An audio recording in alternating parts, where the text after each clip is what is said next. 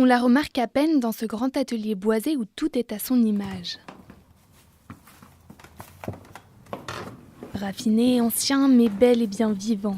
Ça fait 60 ans qu'Anogué y travaille. Elle a l'âge d'être grand-mère, ça ne se voit pas, sauf sur ses mains usées par la confection de milliers d'éventails.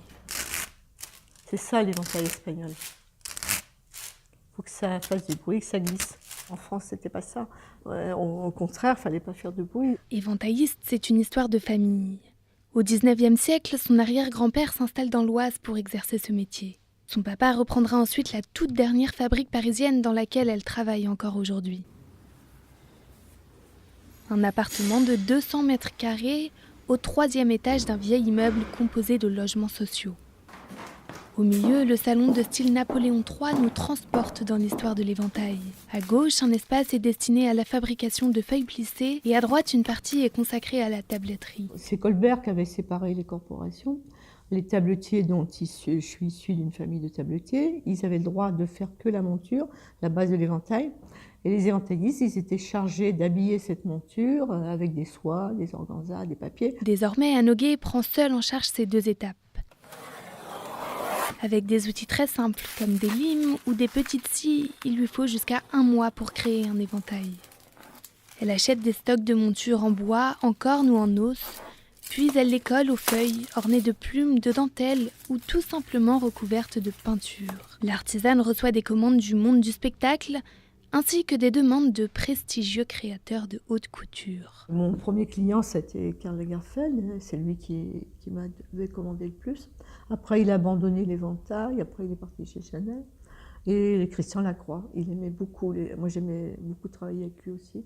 C'est vraiment les 2 grands qui m'ont fait travailler. Anogué restaure aussi les éventails des particuliers qui s'en servent comme décoration. Férue d'histoire, elle raconte que ces objets étaient considérés comme des signes de pouvoir et d'autorité à l'époque grecque, avant de devenir des symboles de coquetterie et de frivolité au XVIIIe siècle. Aujourd'hui, les éventails bon marché pour se protéger de la chaleur sont très répandus. Mais l'artiste tient toujours à proposer ses modèles de qualité pour un prix variant entre 20 et 100 euros. C'est redonner un petit peu le goût du luxe, moi je pense, c'est ça. Et puis redonner la place. La France était la capitale de l'artisanat. Paris, c'était ça, la capitale de la mode. Il faudrait que ça reprenne un petit peu ces airs de noblesse. Sa profession, qui peut sembler démodée, attire toujours les plus jeunes. Les stagiaires s'enchaînent au fil de l'année, mais il n'existe pas de formation spécifique. L'éventailliste transmet elle-même son savoir à des élèves qui, à leur tour, forment les intéressés. Anogué reste optimiste pour le futur. Ben oui, c'est pour ça que je suis encore là. Sinon, j'aurais abandonné, je vous dis franchement.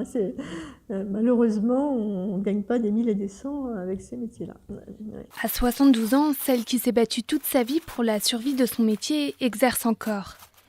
Et même si elle n'a pas eu d'enfant à qui transmettre sa passion, elle ne désespère pas de trouver un repreneur.